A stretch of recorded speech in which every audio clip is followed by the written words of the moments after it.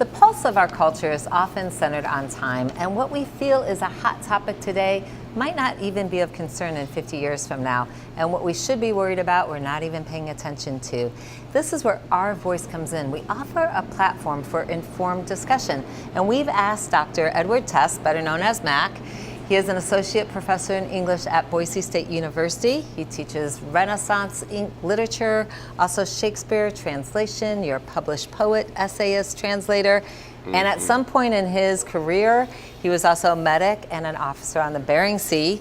So we're here to talk about history and really how that affects us today. And one of the things I really love about your class is how you make literature relevant to today. So I just wanted to grab your perspective on that to begin with. Well, yeah, obviously when you're teaching students literature from the Renaissance or Shakespeare, you're going way back in time, 400 years, 450.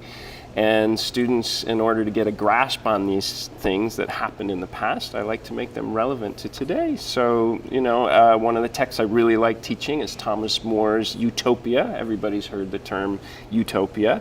And it deals a lot with problems in society at that time period, in 1516, and how it relates to today.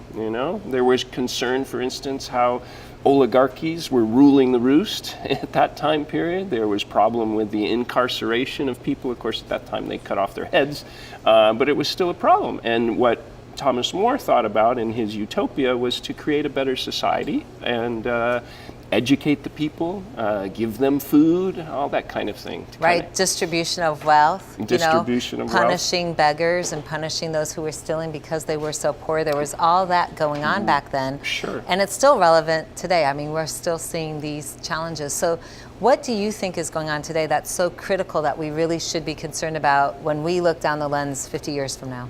Well, I think one of the things that was important to Thomas More was education, and that's extremely important today. And I think our future, you invest in education, you create a knowledgeable set and informed set of citizens, and they're going to make wiser decisions. And I think looking forward, that's what we need to, put our money into.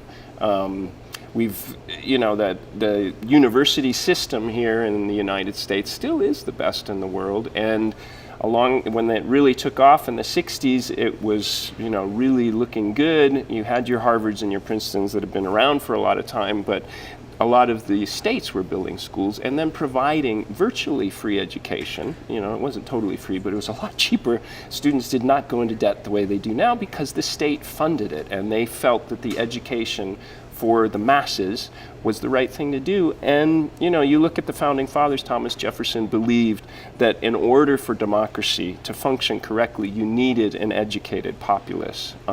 Plato thought that as well. He thought if government does anything, it will educate its citizens so that they can make informed choices.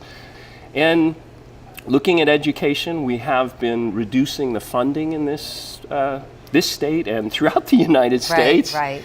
Follow through on that. Well, was going to be one of my questions, because you talk about where we're at university-wise, and we still are one of the best, but where are we at K through 12? I mean, when we compare ourselves to other nations, how are we faring there? Yeah, I'm afraid we're not faring so well. Right. It is true. Our university systems are still favored across the globe.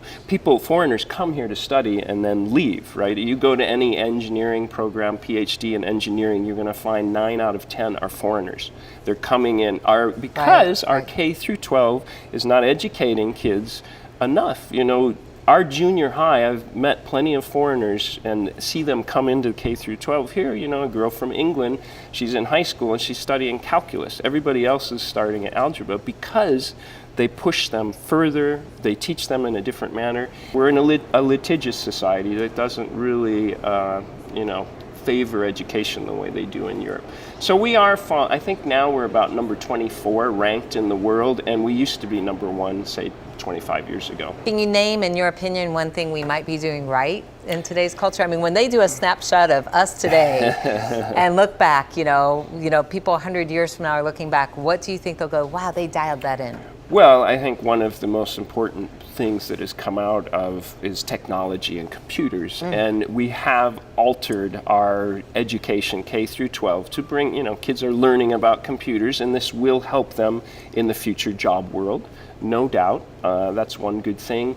Here in our state, just taking a very specific example, there was a problem with kids, I think it was in Meridian, definitely the Ada County School District, but they were paying fees to the public school for books.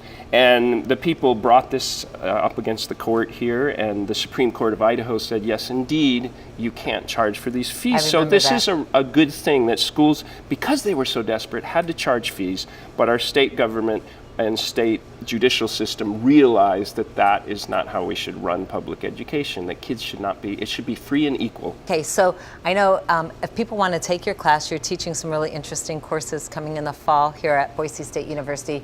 You don't have to be a student at Boise State, you can audit your classes, is that right? That's correct. Just look me up at Boise State if you're interested in learning about the past and learning about the present, all in one.